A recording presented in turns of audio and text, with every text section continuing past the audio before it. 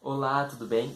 Bom, eu me chamo Silas, eu resolvi abrir um canal no YouTube para falar sobre uma das coisas que eu mais gosto, né, de fazer, que é criar coisas. Eu sempre gostei de criar coisas, personagens, criaturas, objetos, sempre gostei de criar e eu já trabalho com isso, né? E eu sempre gostei de fazer da minha forma, assim, como eu imagino, como seria se fosse, entendeu? De uma certa forma, de outra forma, então eu sempre gostei de criar.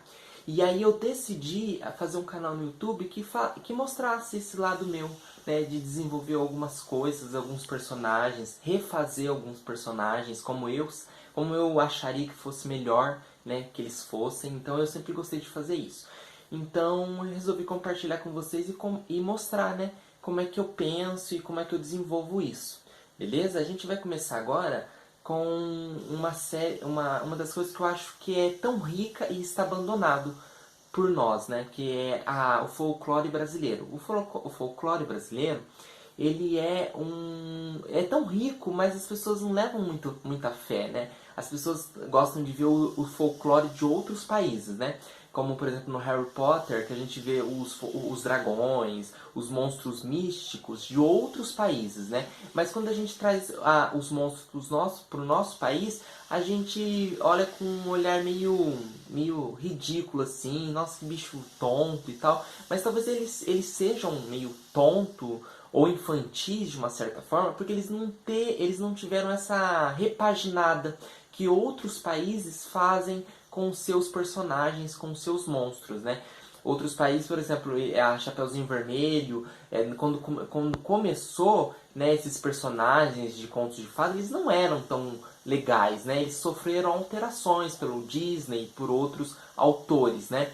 E aqui a gente não teve essas alterações, né? Porque talvez é porque a gente nunca se interessou ou porque a gente achou banal, né, trazer esses personagens de uma forma meio biologicamente mais real ou de uma forma mais assustadora, que não fosse tão primitivo assim.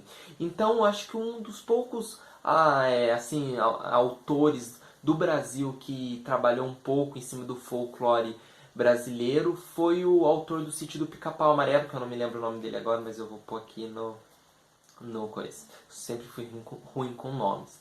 E aí, o autor do Sítio do Pica-Pau Amarelo, ele trabalhou, né, com a Cuca, com o Saci, ele meio que deu uma repaginada um pouco infantilizada, né, pros personagens do folclore, mas depois disso não teve mais, morreu ali, acabou ali.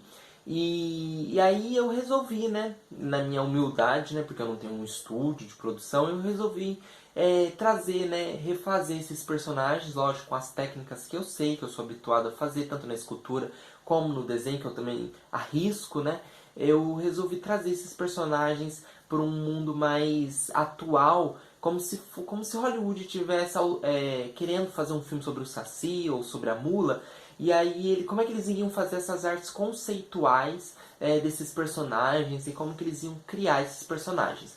Então eu resolvi trazer esse conteúdo, que eu acho que é um conteúdo que não tem, né, no YouTube. Hoje em dia tem várias coisas no YouTube, é difícil você trazer uma coisa inovadora no YouTube, mas eu acho que isso é uma coisa que eu não vi ainda, né? E eu resolvi trazer para vocês. Então a gente vai começar agora com a mula sem cabeça, né? Eu vou fazer um desenho, né, da mula, de como eu acho que ela seria legal de se fazer, como que ela seria assustadora num filme, como a gente poderia transformar a mula num ser meio místico, né, de uma forma cinematográfica. Beleza? Bora lá? Bom, primeiro a gente precisa ver algumas características dela, né, da mula sem cabeça. Pra gente ter uma noção de como fazer ela de uma forma mais racional, vamos dizer assim. Alguma das características que eu vi é que ela solta fogo pelas narinas.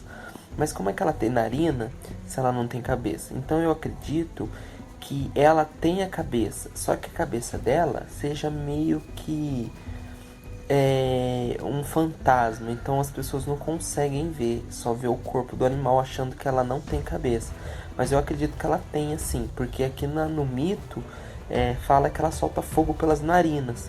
Em outra parte do mito, fala que o único meio de destruir ela, né, acabar com a maldição, é tirando o freio de ferro que ela tem na boca. Então, mais um indício aí de que ela tem uma espécie de cabeça, mas que como ela é vista de longe, né, é difícil a pessoa distinguir.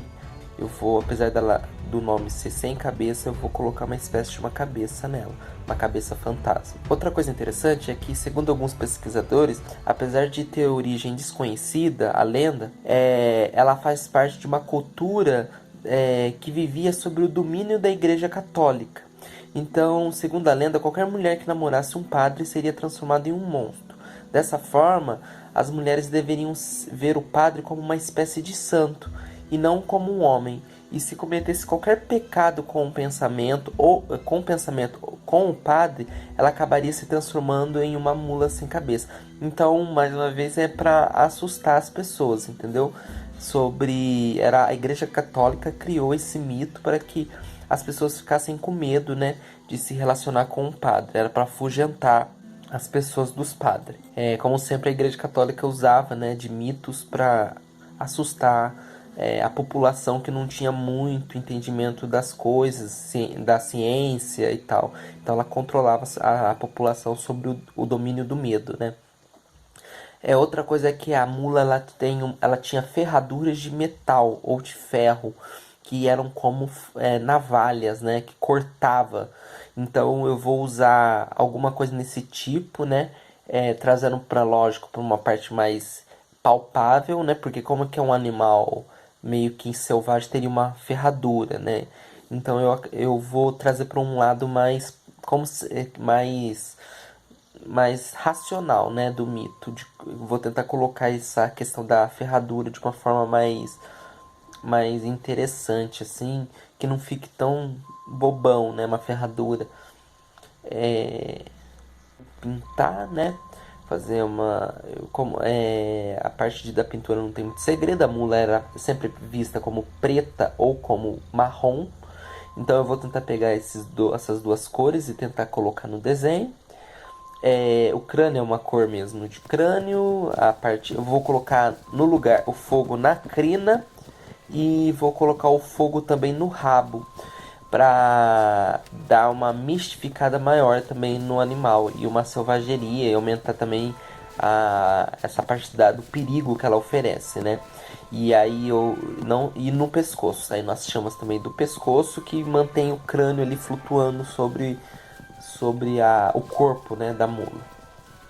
Aí a pintura, agora vamos fazer um fundo infinito aqui. Vamos pôr uma fonte de luz. Aqui eu vou colocar uma espécie de sujeira, né, como se ela estivesse galopando e levantando a poeira do chão. Aqui vocês viram que eu substituí a ferradura por esses espinhos, né? Essas espécies desses espinhos que ela tem na pata, que quando ela galopa, ela passa e pode machucar uma pessoa. Eu tirei essa ideia daquelas carroças antigas que os caras colocavam umas espécies de umas lâminas do lado, né, da carroça, que assim ele, quando passava, ele cortava as pernas em guerra. A carroça cortava as pernas, né, dos adversários. Então tirei aquela ideia da carroça e coloquei aqui na mula, né, uma espécie de um osso ou alguma coisa assim de ferro, alguma coisa predominante assim que sai, uma protuberância que sai, que machuca, né? E aqui é a fonte de luz. Bom, é isso, pessoal. Espero que vocês tenham gostado.